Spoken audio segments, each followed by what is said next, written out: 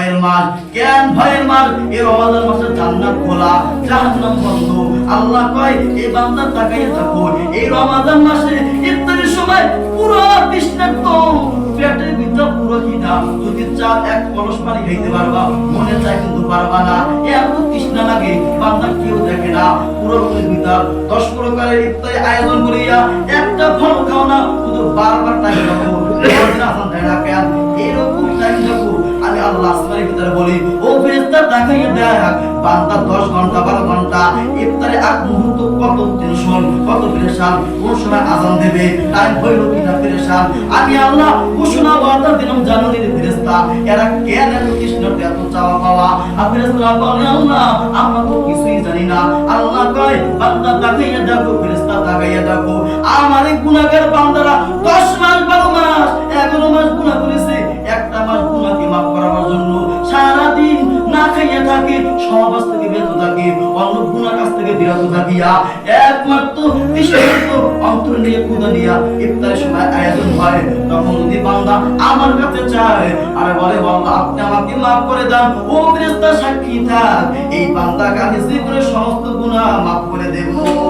কিন্তু যদি ওই রমাদানের রোজাটা রাখিয়া মিথ্যা বলি, রমাদান রাখার পর যদি ইবাদত করি, তাদের ফজিলত এমন না। পয়গম্বর বলেন আল্লাহ পাক রব্বুল আলামিন রোজাদারের জন্য 6টা পুরস্কার দেবেন। 1 নাম্বার পুরস্কারের নাম আল্লাহ পাক পয়গম্বর বলেন সাহাবায়ে কেরাম জানেন আল্লাহ পাক আর উম্মত আমি নবী দামি নবী হওয়ার কারণে এই উম্মতের সুসংবাদ আদম নবীকে দেয় নাই, উম্মতকে দেয় নাই, অন্য কোন উম্মতকে দেয় নাই, একমাত্র জনাবে মুহাম্মদ মুস্তাফা সাল্লাল্লাহু আলাইহি ওয়াসাল্লামের উম্মত হওয়ার কারণে 1 নাম্বার কি সুসংবাদ, যারা রোজা রাখবে সারা দিন না খাইয়া থাকবে, আমি আল্লাহ সমুদ্রের যত প্রাণী আছে, মাছ আছে, সমস্ত মাখলুকাত তার জন্য জাহান্নাম থেকে মুক্তি পাওয়ার জন্য দোয়া করতে থাকে। এটা অন্য উম্মতরা পায় নাই, একমাত্র জনাবে মুহাম্মদ মুস্তাফা সাল্লাল্লাহু আলাইহি ওয়াসাল্লাম পয়গম্বর বলেন ও সাহাবায়ে কেরাম জানেন 2 নাম্বার কি ফজিলত, এই যে বান্দা রোজা রাখে, সারা দিন রোজা রাখার কারণে মুখের ভিতরটা দুর্গন্ধ আসে, খারাপ গন্ধ আসে, আমি আল্লাহর কাছে এটা জানি দুনিয়ার মধ্যে একটা মিশক আম্বার আছে, একটা সেন্ট আছে, সুগন্ধি আছে, সর্বোত্তম সেন্ট এবং সুগন্ধ আছে মিশক আম্বার, এর চেয়ে উত্তম কোনো সুগন্ধি দুনিয়ায় নাই, কোনো আতর নাই, কোনো পারফিউম নাই, কোনো সেন্ট নাই। উত্তম দুনিয়ার মধ্যে একটা পারফিউম আছে, নাম আছে মিশক আম্বার। আল্লাহ কয় পয়গম্বর আপনি সাক্ষী থাকেন, আপনার উম্মতরা যে রোজা রাখে আর যে রোজাদের মুখের ভিতর একটা গন্ধ আসে, দুনিয়ার মানুষের কাছে হতে পারে গন্ধ, কিন্তু আমি আল্লাহ পাক রব্বুল আলামিন মিশক আম্বার চেয়েও বেশি প্রিয়। ওই গন্ধটা 3 নাম্বার কি ফজিলত জানেন নি?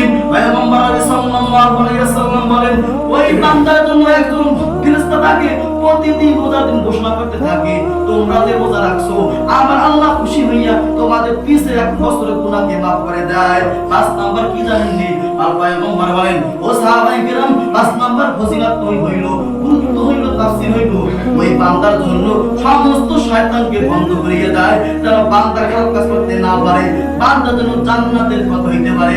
6 নাম্বার 7 নাম্বার হইছে পয়গম্বর বলেন বান্দার জন্য 8টি জান্নাতের দরওয়াজা খুলে দেয়। এই কিয়ামতের ময়দানে যখন যাইবেন, ওই যাওয়ার আগে আল্লাহ পাক রব্বুল আলামিন একটা জান্নাত বানিয়ে রাখছে, ওই জান্নাতের সামনে একটা গাট আছে, সিকিউরিটি গার্ড আছে, নাম তার রেদওয়ান, জান্নাতের সিকিউরিটির নাম আছে রেদওয়ান। ওই রেদওয়ান কিয়ামতের ময়দানে বলবে আদম নবী যখন জান্নাতে ঢুকতে চাইবে কইবে সাবধান, না আপনি ঢুকতে পারবেন না। ইব্রাহিম নবী ঢুকতে চাইবে জান্নাতের মধ্যে, কয় না ঢুকতে পারবেন না। যত নবী ঢুকতে চাইবে কয় না ঢুকতে পারবেন না। কে ঢুকবে? কয় মুহাম্মদ ঢুকবে।